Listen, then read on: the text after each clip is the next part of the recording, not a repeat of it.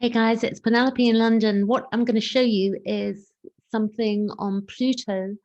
We've got a retrograde coming up on the 27th of April. That's going to happen for 5 months, but we'll look at the dates. And the other thing we're going to do, we're going to look at understanding the aspect of trauma and how Pluto plays out in our charts.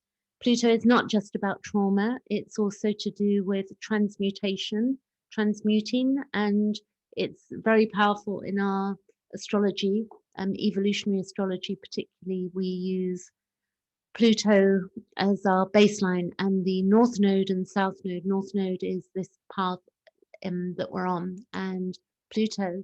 Let's have a look at this. So we have Uranus transforms. So transform is to do with Uranus, transforming.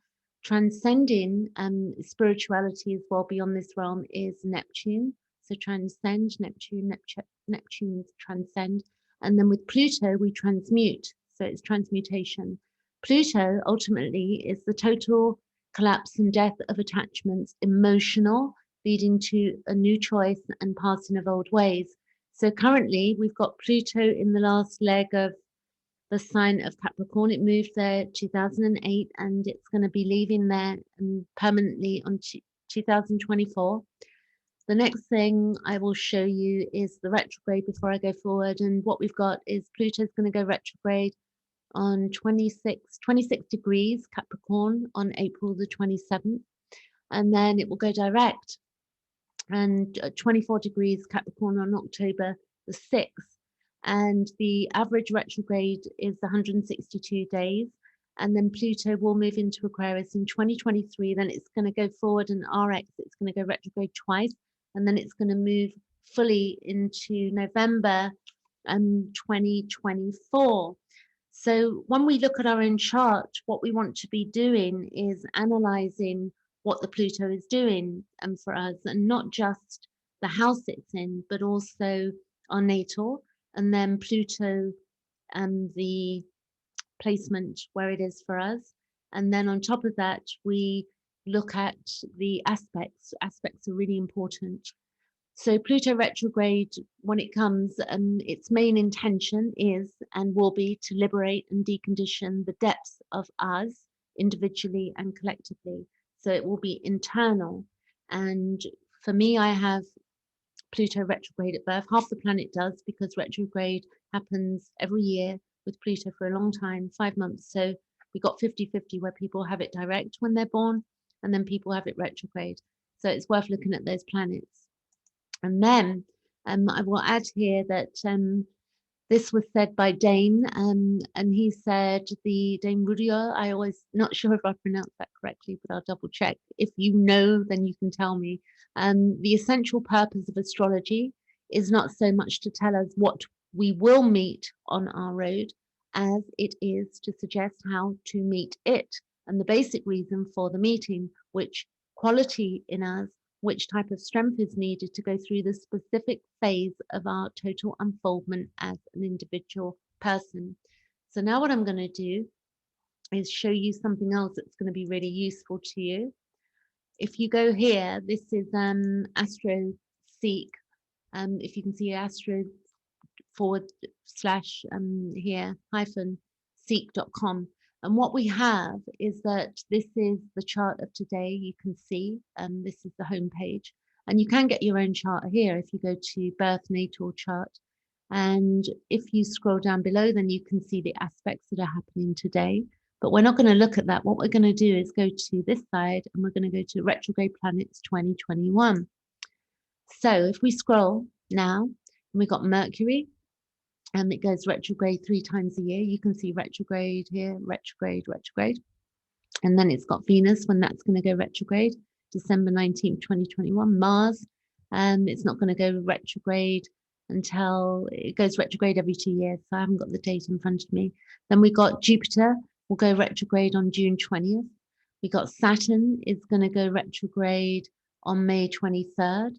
And we've got, it'll go back to 6 degrees. And then we've got, in Aquarius, by the way, Uranus will go retrograde towards the end of 2021.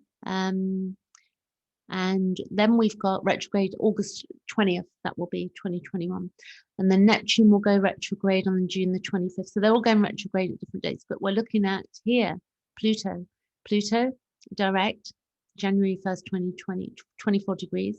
Then it's going to go to April the 27th, it's going direct, and then it's going to go retrograde April 27th until October the 6th, 2021, back to 24 degrees, and then it will go direct again. So we have inner work to do as a collective. And what I'm going to now show you is the solar fire. So this is my chart. Now you can look at the collective chart or your own chart, but if we took at the moment that my Pluto at birth, the inner will is the natal chart. This is solar fire, what I use when I'm working with my astrology. So I have Pluto conjunct Uranus at birth, conjunct Isis up there on my IC. And then what we have now is that Pluto moved from my birth to here. So I'm going to show you. Let's go back to my birthday, which was the 21st, when I was born, not my birthday, 1966, 21st of May. So what you can see is that you can see Pluto is up here, same degree, okay? And what we're going to do now is this is my birthday up here, and you can see here 1966 birthday, and this is the chart moving. So let's go years ahead, which is a lot. It's 54. I have to laugh, but we'll do it really quickly because I just want to show you how it moves. And we're going to go years. So I'm going to go 10 years. 1, 2, 3, 4, 5, 6, 7, 8, 9, 10. So when I was 10 years old, it was in my 10th house. And then another 10. 1, 2, 3, 4, 5, 6, 7, 8, 9, 10. It was in my 12th house when I was 20. And then it would have remained there. So the 12th house is very hard, the 12th house actually. That would have been 1986. So I would have 20 then. And then how long was it there? Let's have a look. 1, 2, 3, 4, 5, 6, 7, 8, 9. Oh, let's go back. So it was there until 1994 for me. That looks like it's 8 years. And then we're going to go ahead again. 1, 2, 3, 4, 9, 10, 11, 12. It was in the first house a long time because my first house is bigger than, up here. These houses are smaller up here because it's to do with the ecliptic and the time of birth as well. So then it went into my second house in 2010. So what does it mean in my second house? This is to do with the trauma related. We can all do this for ourselves and understand it. So this is where it forced me as an individual to evaluate my value system and look at how these value systems define my sense of individual identity and meaning. And it cyclically forced me to reevaluate the meaning of the values and the people as well around me, to discover deeper levels of resources within myself and new or refined values that allowed me to relate differently to myself and others. Also, the survival instinct is very strong here. That's the second house is ultimately Taurus, the ruler is Venus, so it's about inner needs, but my second house is Capricorn. It's also a new way of relating, so a new way of relating can occur. So this is 2010. We're going to go ahead. 1, 2, 3, 4, 5, 6, 7, 8, 9, 10. This is May 2020. May 2021. It's still in my second house. It's going to be there. I'll tell you how long. 1, 2, 3. So there you go. It's going to be there until 2030, 2031. probably the end of 2030. So also what it's doing for me there, it means that, that if I have a will to dominate others, then I will be met with equally stronger wills that have the effect of generating intense confrontations with me. And this will require me to grow beyond my existing reality and ways of being. And these confrontations will call into play the nature of my own individual motives, intentions, and emotional agendas in such a way that the light of honesty creates harsh yet necessary realization about the truth of my own emotional reality and dynamics. So it's allowed me to look at myself. Now, if we look at the 9th house, and this can be done for everybody. I'll do a whole video on this. I'm doing a whole meeting with Evolutionary Astrology Zoom, so I'll put that out when it does come out. I'll let people know. With the 9th house, which was my natal placement of my, let's see here, my natal placement, you can see it's 9, so this is when I was born. This is about a core alienation relative to my country, culture, or origin. And this is true for me. My origin, I have an alienation towards that because I did suffer a lot of abuse as a child, and I felt very alienated by my origins. And also, it's an intense belief system, confrontations with others. I used to be very dogmatic in my beliefs as well, particularly when I was in spirituality and learning.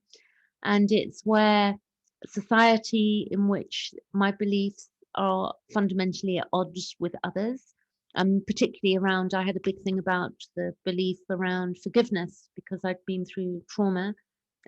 People would argue, or I would argue with people about the idea of what forgiveness meant. And I would question people, well, what does it mean for you? Because forgiveness is not the only way to healing, and it's not the only healing balm, but some people will believe that's true. So what I had to learn with the Pluto, the polarity in 9, in the polarity is in 3, my Pluto's in 9. So what I had to learn was to use my Pluto in an effective way, which means and meant that if people didn't understand me, the best way to avoid being misunderstood is to ask people questions. So instead of trying to push my view onto others, I would ask questions which would allow people to think for themselves.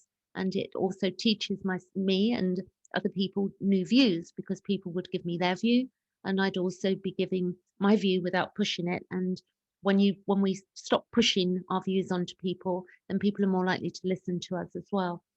So the other thing with that Pluto in 9, we can have a cataclysmic events forcing us to examine the nature of our beliefs and underlying principles. And also, there can be intense violations of truth, honesty, and justice, which I've experienced in my lifetime around, again, my abuse that I had. I don't like to say my abuse, but the abuse I experienced. The abuse is not me, so to speak. And the principles of justice relative to the truth of any given situation. So there's just not one truth.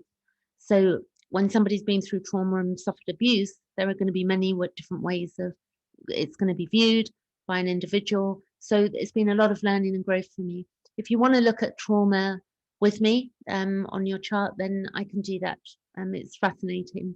And I'll be looking forward, I'm going to really utilize the next coming years. If we go back again for 2021, I'm actually going to see where this goes by weeks with that Pluto down there. Let's see, because it goes retrograde. Retrogrades go on for such a long time, and then it goes forward. And we want 12. There you go. So in March 2021, Pluto will move into my 3rd house, which will be a whole new discovery for me about myself. Okay, catch you later. Thanks for watching.